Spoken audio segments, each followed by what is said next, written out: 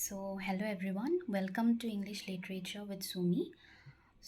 First of all, I would like to say that yes, I have been inactive for at least 2 months, I guess, because as you all know, that I am pursuing my B.Ed at present, and there were many online sessions going on, and there were other things also going on like assignments, projects, group discussions, and all. So I could not make my time for making videos. So for that, I would like to apologize to you all that you have been sticking to my channel and waiting for my videos. Thank you all. I appreciate that you all are just not letting it affect you. I hope that you all have gone through the other videos of my channel, and if you are new to this channel, please do subscribe to my channel, that is English Literature with Sumi. And I would like to say that my final exams are on its way. From 15th of this month, that is September month, till 29th of September month, there will be my final exams going on. So then also I will not be able to upload any videos, as you all know that I have to prepare for it, whether it is online or offline, that doesn't matter. We as students, we have to prepare ourselves and we have to deal with it as we used to deal with it during offline exams. So I would like to request you all that please don't be impatient about it. I will be posting the videos as soon as I get myself free from all these things, that is my exams and all. And today as you know that today I have come here to, I'll be going to discuss about something or the other. So today I'm going to discuss about the romantic age. So in our previous video, we did discuss about the transition age. In two parts I have discussed here, that is the age of transition, part 1 and part 2. If you have not watched that video, you can go and watch it. And in today's video, I'm going to discuss about the romantic age, which is also known as the return to nature age or the age of Wordsworth. I'd like to say to you at the beginning only that the romantic age, it's a long age, and there are many contributions of many writers. So in today's video, I'm only going to discuss about the poets of the period, because I don't want the video to be too long for you to get bored. So it will only be about the romantic age. So I think you will enjoy the video. Keep watching and keep sharing. And as I have already told you that today we will be discussing about the romantic age, which is also known as the age of Wordsworth and also known as the return to nature as well. The age ranges from 1790 to 1830. So in our previous video, we did discuss about the age of transition. There also I have told you that from that age onwards, the return to nature policy has been started. So in this video or in the upcoming videos, we will be discussing about the romantic age in detail, and who are the writers, what works did they publish, and what are the characteristics of this age. So let's start. As in my earlier videos also, I used to discuss about the historical background of that particular age. So here also we'll be discussing first about its historical background. There are three main characteristics of the historical background: the European War, the reaction, and the social conditions. So in the European War, we can say that the close of the 18th century saw England and France engaged in open warfare in 1793. The reaction for this war was that this was the case with the French Revolution. The elder writers of this period, like Wordsworth and Coleridge, they hailed the new era with joy. Then, as the revolution, that is the French Revolution, began, it proceeded with unexpected developments, despair, and this can be seen notably in the works of Wordsworth and also in some of the works of Coleridge as well. Then the social conditions of this period, the conclusion of the long war brought inevitable misery to the people. The wages of the people began to be low, unemployment was there, and the heavy taxation gave rise to fiery resentment and fierce demands on the part of the people. So these were some of the historical background that was taking place during this period. Now, we already talked about that this period or this age is also known as the age of return to nature. Now, why is it known as the return to nature? Because of the few of its characteristics. First is abundant output. The development of new ideas during this period brings fresh inspiration for poetry, and the poetical sky is bright with luminaries of the first magnitude. That means there was abundant output in terms of poetical works. Then great range of subjects. So during this period, the writers produced a variety of subjects in their writings. Now, treatment of nature. Now, we all know that some poets used to write about nature in the transition period as well, but their treatment of nature is completely different from the romantics' treatment of nature. This is because the romantics used to see nature as a living entity. For them, it is Mother Nature. For them, nature can be both cruel and it can be both caring at the same time. Then there were some political and periodical writings also during this period. Now, what is this influence of Germany? So, the increasing bitterness of the long war with France almost extinguished the literary influence of the French language. So, in place of the French language, the study of German literature was slowly begin to gain its favor rapidly among the people. Now, then American literature. So, already the infant nation across the Atlantic was showing prominence of a literary future, this America. As might be expected, the first efforts were largely imitation of the more mature English products. So, American literature was also gaining its importance during this period. As I have already told you that the Romantic age or the Romantic period is not a short period. It may look like a very short period if we look at the dates, but it is not so because many works are being produced by writers. So here in today's video, we will only be discussing about the poets of the period, which is very important because in their works only we could see the actual glimpse of the age. No doubt there are other works like prose works, novels also, which we will be discussing in our next video. In today's video, we will only be discussing about the poets of the period. So the first and the most important poet of this period is William Wordsworth. His dates are 1770 to 1850. So this age is also known as the age of Wordsworth because of his works and of his prominence during this period.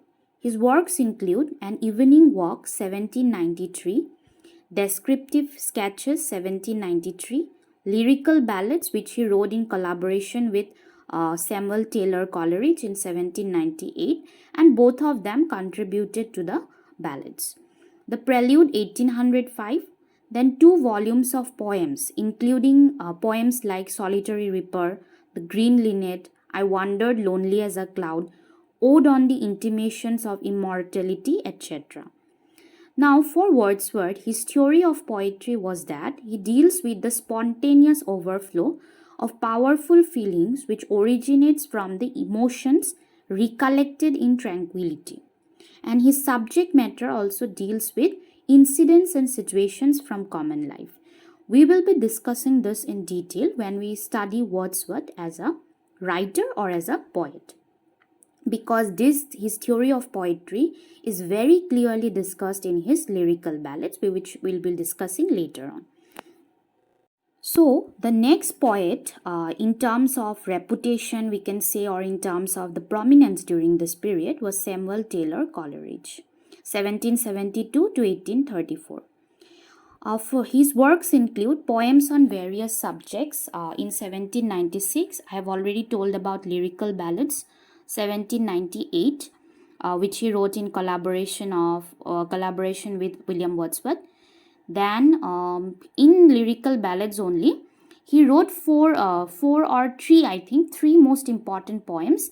The most important and noteworthy among them is the Rime of the Ancient Mariner, which I have a desire to discuss with you all in later on. Then his other poems include Christabel 1798, Kubla Khan 1798, Frost at Midnight, France, and Ode. There are other works also, or other poems also, but these were his famous ones. Now, Coleridge's poetry include his imaginative power. So, Coleridge has a great imaginative power. If you go through his poem, you will feel like you are sitting in your home, but you are visiting that place mentally or spiritually. His witchery of language, the way he uses words in the poem, The Rime of the Ancient Mariner, is very fascinating. And then his simplicity of diction. He may be using language in a very hi-fi style, but the diction that he uses, it is understandable by all people. There is the simple nature of his diction. And we should not forget that he not only was a great writer of poems, but his prose work, that is Biographia Literaria, published in 1817, had also gained him great reputation. Then up next we have Lord Byron, 1788 to 1824.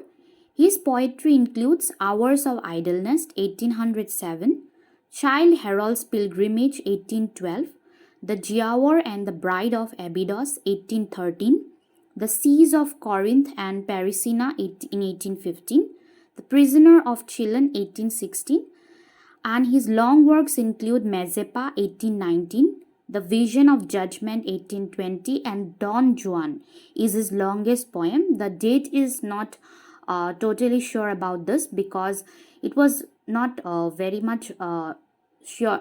We cannot give it as assurance that these were the dates of his writing of Don Juan. So I have not mentioned it here. You can find it in the yourself also. His features of poetry includes his lyrical gift. So Lord Byron has a great gift for lyricality. That means everybody can write poems, but the lyrical or the musical flow of his poems is great. And also his satirical power. You can see his satirical power in his poems like Hours of Idleness, etc. So these were some of his important contributions to the age of Romanticism or the Romantic age.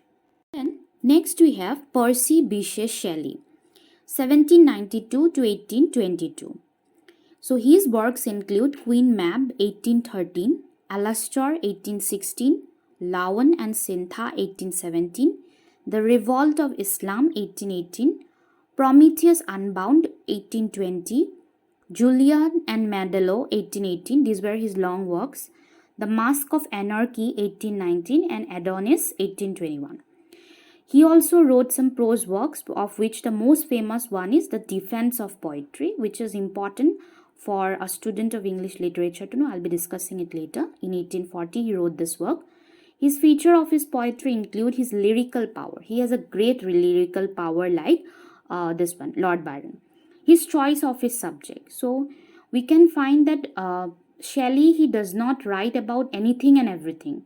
His choice of subject is very prominent, and you would like to read about his poems. If you go through at least 2 of his or 3 of his poems, you would like to read more about his poems. Then his descriptive power. The way he used to describe things is very great. And the next prominent writer or the poet of this period is John Keats, one of my personal favorites. And his dates were 1795 to 1821. So his works include poems 1817, Endymion 1818, Isabella 1818, The Eve of Saint Agnes 1819, Lamia 1819, The Fall of Hyperion 1819. So Keats was also a great writer of odes. So his famous odes include To a Nightingale, On a Grecian Urn, To Psyche, On Melancholy, To Autumn, etc. And his longest, not longest, but one of his long poems include La Belle Dame Sans Mercy. The dates are not very sure, so I have not mentioned it here. Features of his poetry, of course, include his choice of subject and his style. And I also like to add that Keats, the way he writes his poems is very fascinating because I have read most of his poems like To a Nightingale, On Melancholy, Ode to Autumn. If you go through the lines in his poem, you could feel that you are sitting there and you are observing everything that is passing around you. It feels like that. I feel like that being a student of English literature. So he is one of my personal favorites, and I will be discussing about all these writers in detail one by one in my upcoming videos also. So we cannot say that these were the only writers that we have discussed. There are other poets as well, like Robert Southey, Thomas More, Thomas Campbell, Leigh Hunt, John Clare, and others as well. These were the minor poets, but we cannot ignore their contributions towards the age. So, if we analyze the discussion that we have done today, one thing I would like to add here is that if it comes that write about the poets of the Romantic period, please keep in mind to write about William Wordsworth, then Coleridge, then Shelley and Keats. You can skip Lord Byron, there is no doubt in it. But if it is said that write about the Romantics, please don't skip these four. These four are like the pillars of the Romantic age. There are others. I'm not ignoring the fact that there are no others poets or writers of this period. But these, if you write about these four now, your marks will be up. I think it will not be deducted and it will be up to the mark. So if you study about these four poets, that is called Wordsworth, Coleridge, Shelley and Keats, they are very easy to remember also. So if you focus on this as poets, you cannot read all the poets of this period. So it's better to focus on four and to study it properly, so that it becomes easier for you to remember also, because you can link Wordsworth with this one Coleridge, so that extra note you can make on that. And again, Keats also, you can see it as a writer of odes also. So these were some of the additional information that I would like to give you. And in my next video, I'll be dealing with the Romantic age only, and there I'll be discussing about the novelist. There are some famous novelists during this period, and also the prose writers of this period. There are two important prose writers of this period as well, and then we will wind up the age. So that is all for today. Thank you.